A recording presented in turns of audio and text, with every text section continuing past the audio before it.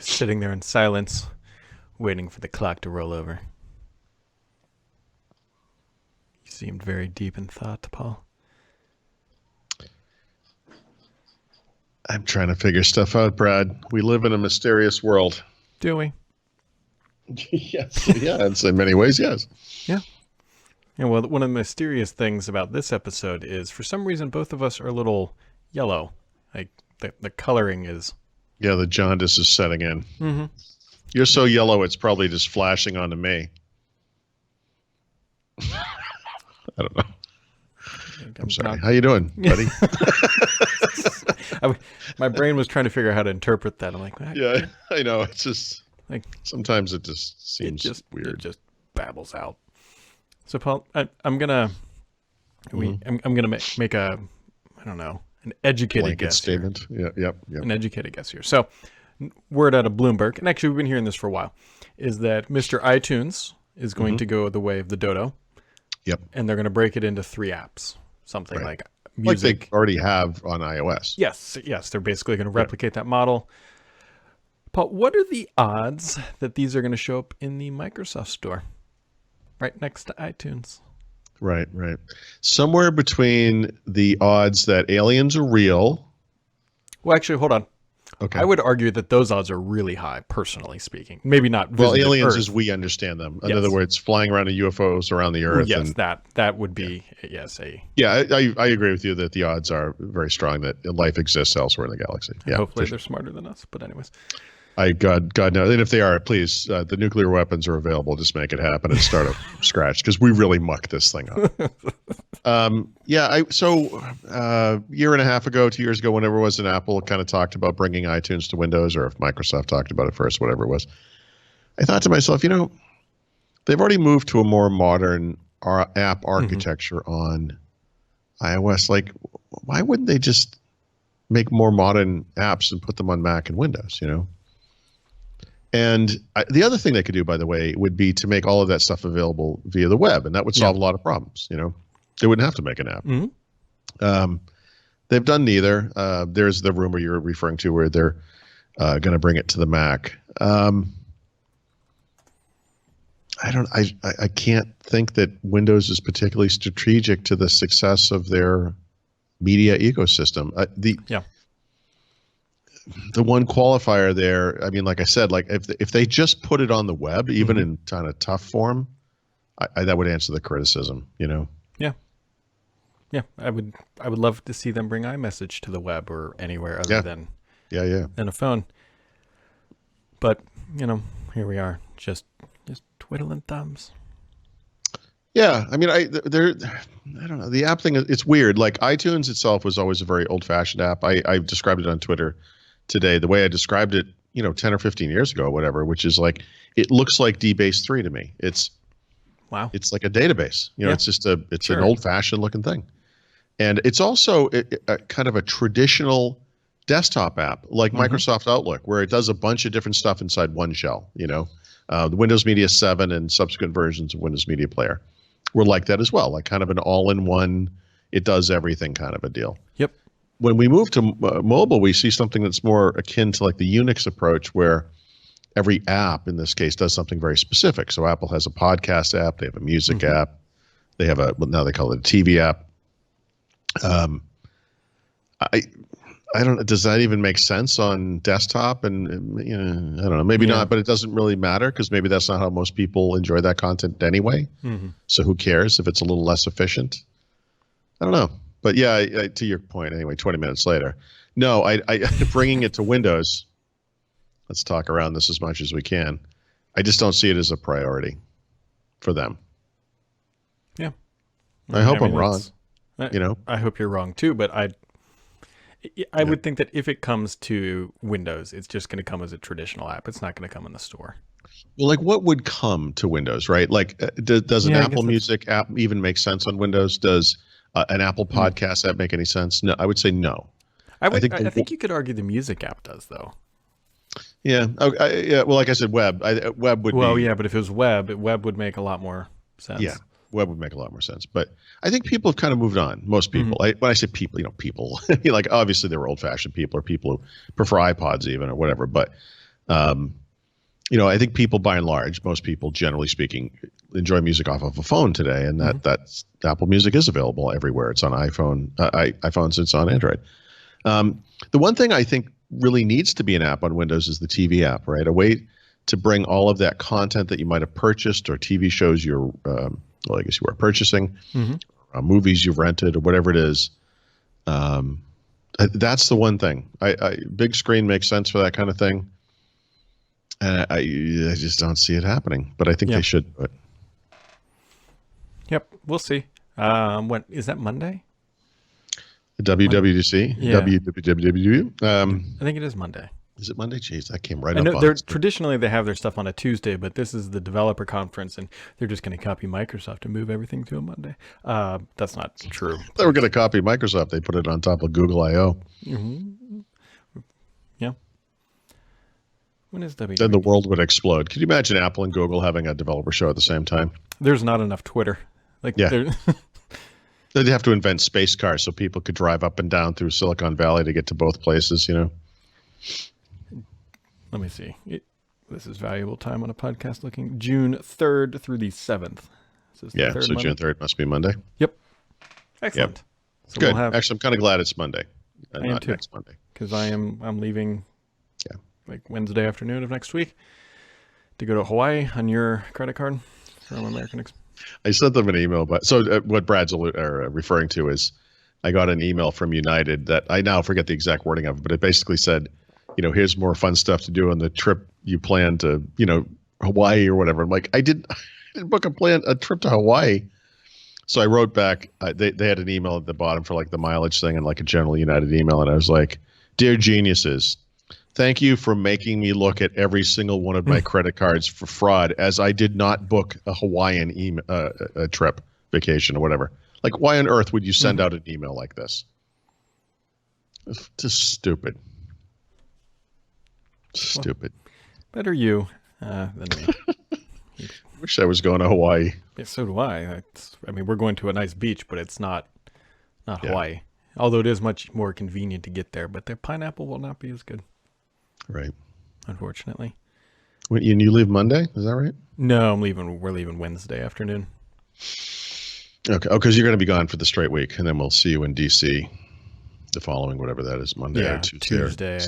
I think we get into DC Tuesday night, something like that, and then shift happens in DC happens.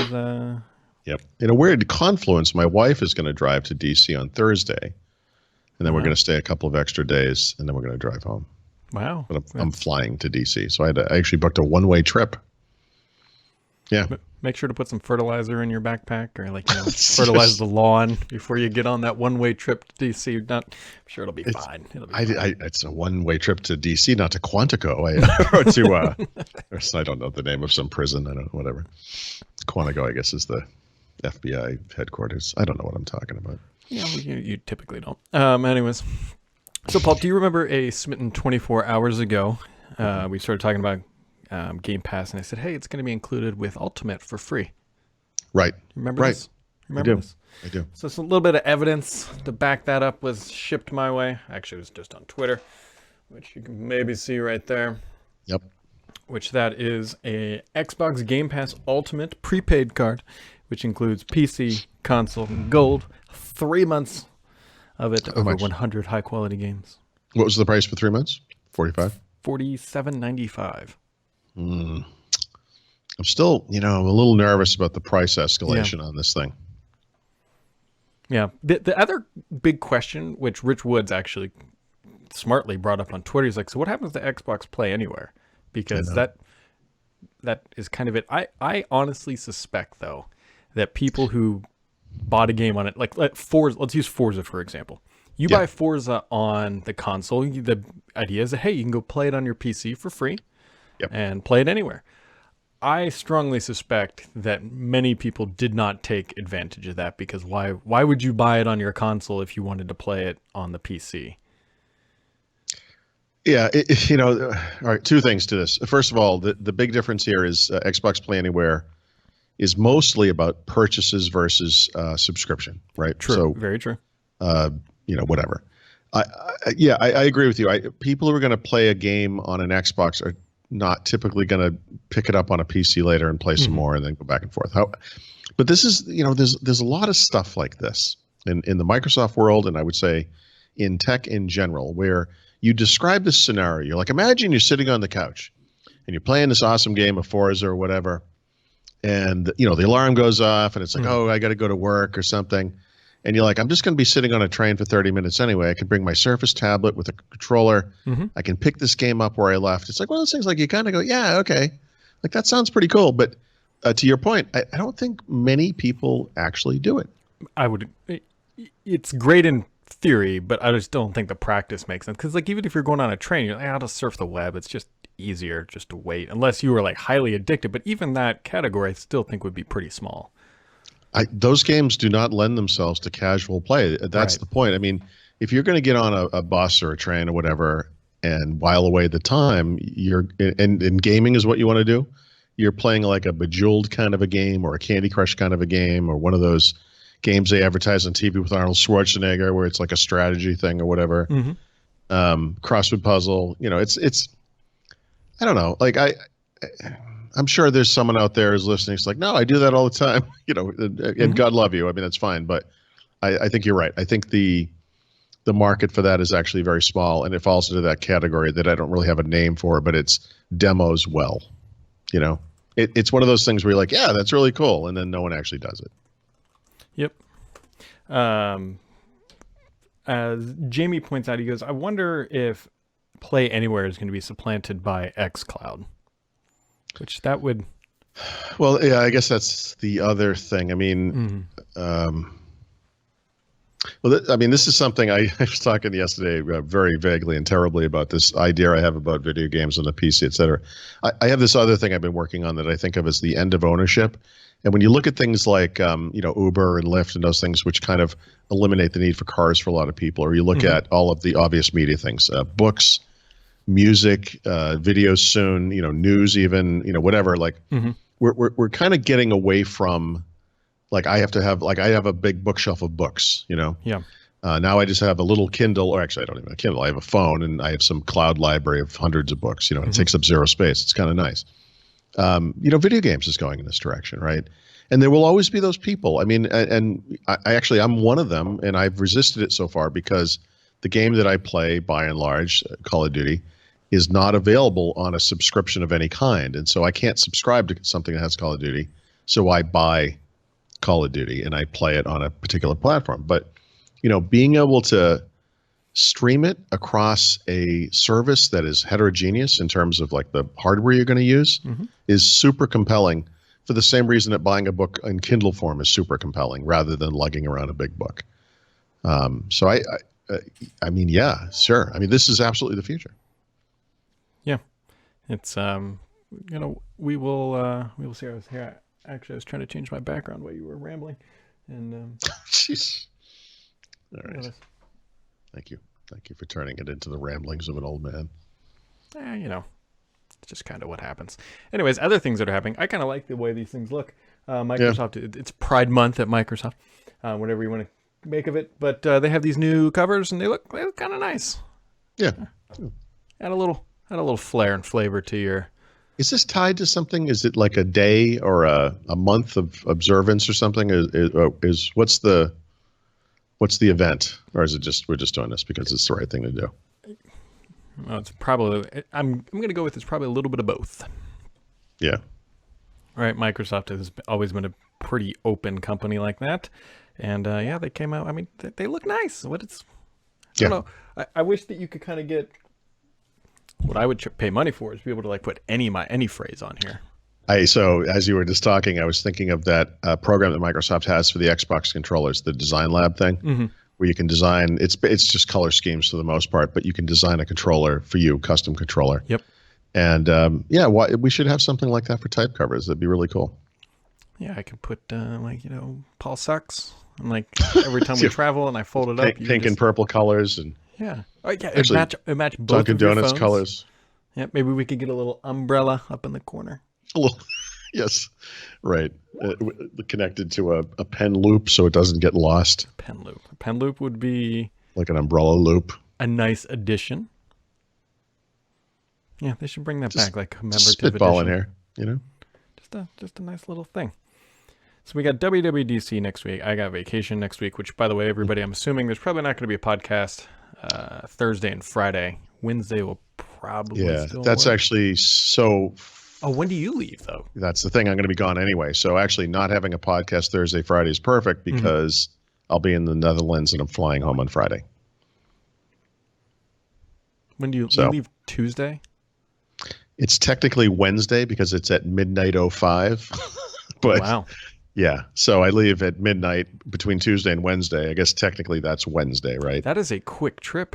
Oh, yes. And the reason it is because we're going back for the home swap this summer. So there was no real reason to stay. Originally, my wife was going to come. We were going to spend some extra time, but it's like we're going to be there for 3 weeks. So you're going to Amsterdam for the home swap this year? Yep. That'll be nice. Yeah. Yeah, you can revisit your old friend, Mr. Canal. And, yes. That was in Harlem. But yes, I could see how he's doing. They're not too far. Visit the Donna Kebab store that I went to. Yeah. It'd be nice. I'm sure he's still there. I bet he remembers you. Other things. So this will be interesting because this, again, as it does every year, catches my attention. The Call of Duty reveal trailer, if you will, looks like they're going, I think, back to the classics again. Like, can we just admit they've run out of ideas? Yeah, I mean let's just. My God.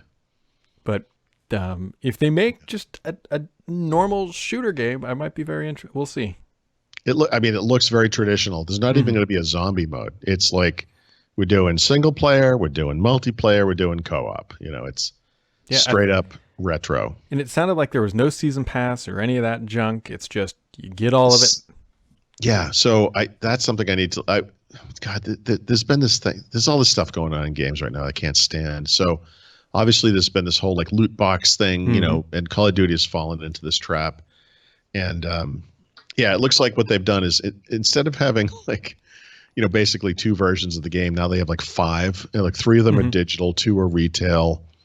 And I think basically if you pay for the expensive one, you're going to get the equivalent of what was a season pass, I guess. But it's with all this junk. Like it's just garbage. It's like you get a day 1 knife, you know, hopefully not a real knife.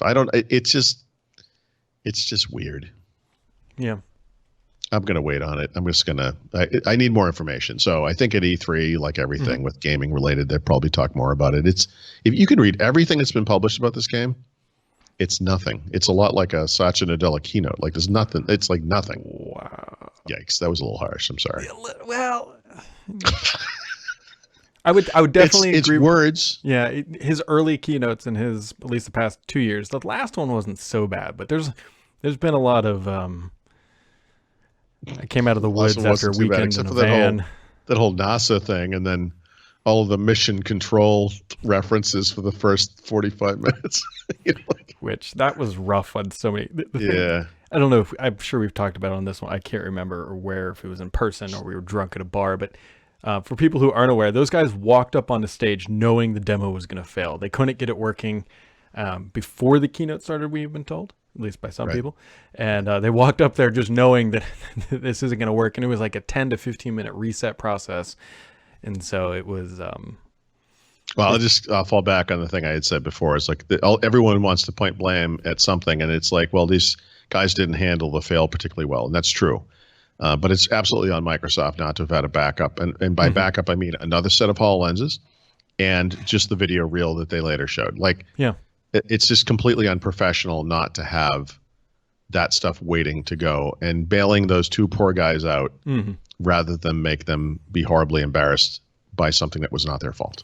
Yep, they should. I think you just hit it on the head. What they should have had is just like a dummy cue, be like, all right, and here's the video, and then that triggers the backup plan. Which we'd hope to do it live. It's live software. It's early days. It's a developer audience. Everyone would have understood. Here's the video. Not thank you for your time. They just leave. Funny. Oh boy. What else is going on in the world of technology? You'll be able to share your Spotify listening habits with your friends. That's something I'm extremely not interested. I don't need to know. Every time there's a Spotify announcement, I look for the only thing I care about, which is, are you going to offer me a way to upload my own music to the service? or at least make it available online in a seamless way. I know you can technically do it if it's on a PC. What I want to do is not have to have it be tied to a PC. I just want it up I'm paying them already. I'm paying them a lot of money actually for the family account. Let me upload it somewhere, anywhere. OneDrive would be fine. Yeah. Something. Yeah. But well, it's never. I really don't want Paul to know how much I listen to Shania Twain. So that's I'm going to need to. It's all right. My thanks to my wife, we have a largely Taylor Swift-based playlist that I'm too embarrassed to discuss further as well. So it's okay. It's all good. All right. We rock out the tay, as some people refer to it. The kid likes it. She also likes Ace of Base and. Wow, nice. Well, I saw the sign. That Ace of Base. Yep. Wow. And then what's the other one? Spice Girls. All those things that those she's are figured all out. Girl affirmation songs. Those are all good. Well, it's from what my wife will say it once, and my kid will just repeat it into the Amazon thing for. I'll tell you what I want, what I really, really want, that group. Mm-hmm. Yeah, that must never get old.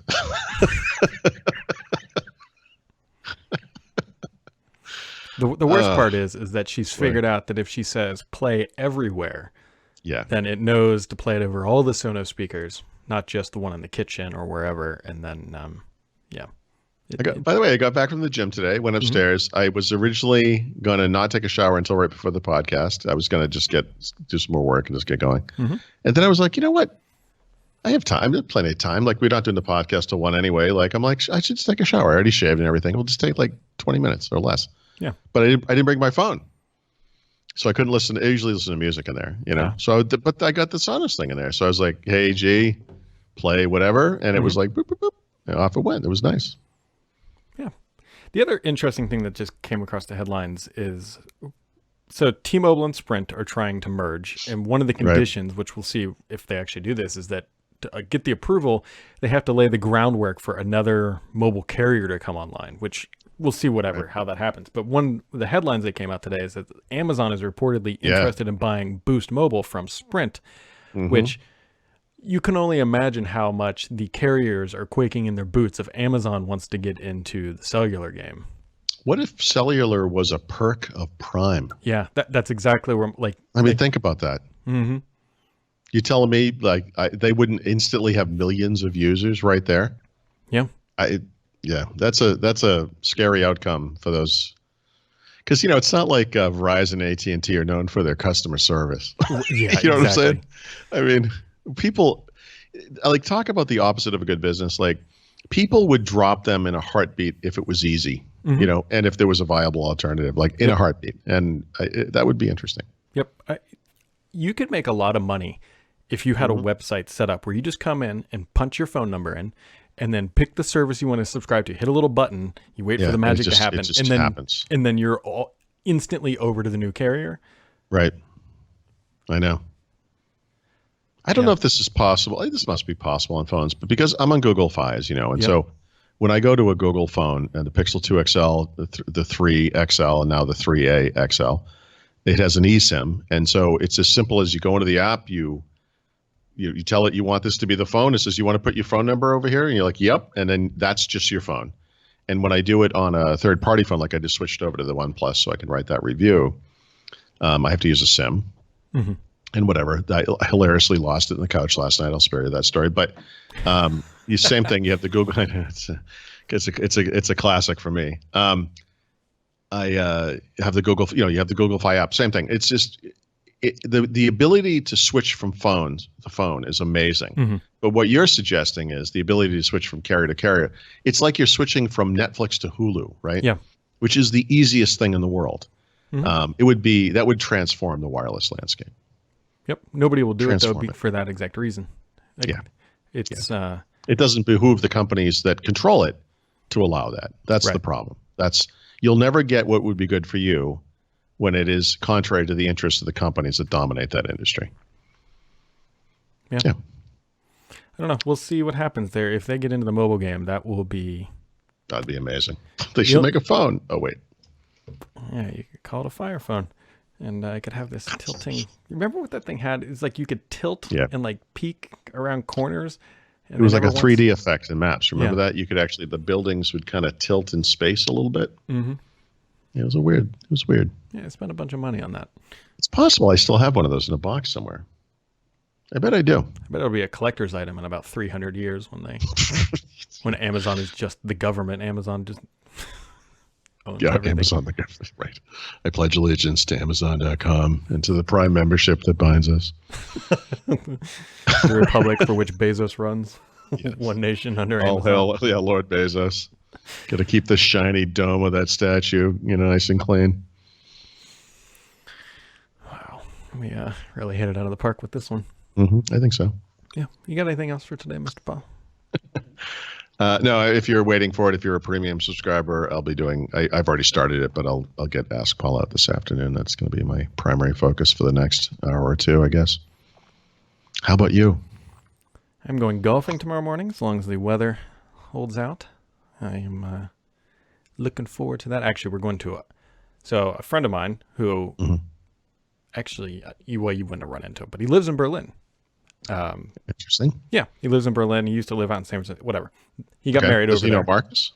I connected them via DM. I don't know if they ever met, but right when he moved to Berlin, I'm like, hey, Marcus lives there. If you need a friend or help, he's probably someone to reach out to. Anyways, so he and his girlfriend at the time moved from San Francisco over to Berlin. They got married. They're having a wedding reception tomorrow night. Just the reception. This is like the best part. But it's home. It's like where you are, not in Berlin. But there's no wedding. Like we don't have to go to the wedding. We just get to go to the party. Oh, it's the best kind of wedding. Yeah. And so a bunch of my friends are in town. We're all going golfing tomorrow, and I'm sure I will be having some alcohol very early in the morning tomorrow. It's typically. Oh, that'd be good. Yeah. Honestly, I think the Miami trip kind of prepped your system for this. You'll be fine. Yeah, I think I've finally detoxed from that, and now I'm ready to start loading back up again. And then I will. Sure. I would say I would detox down on my vacation, but my in-laws are going, so that's probably not going to happen. Oh no, you should just bring a bottle of scotch with you. Yeah, I think it's already packed. There we go. So, all right, that wraps it up for today, everybody. We will be back on Monday. Have yourselves a wonderful weekend, and we'll catch you right back here next time.